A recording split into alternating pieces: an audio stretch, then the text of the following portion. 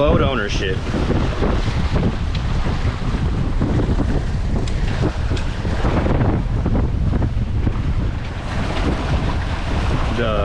The diesel engine sucked something up in the cooling port, and so I gotta get it towed. Hi, I'm Quentin. And I'm Christina. What are you doing? And this is Sailing Abroad. We packed up and headed to Florida to get a sailboat, with no plan and just a dream. I bought the boat, moved it across Tampa Bay to be hauled out for repairs. As the repairs are being done, we're both working full-time, spending time with family and saving money. So stay tuned, like and subscribe, as I will be posting often of progress up to launch day. Welcome to Sailing Abroad.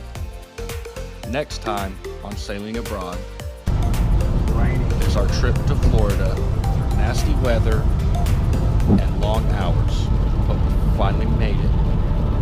So stay tuned.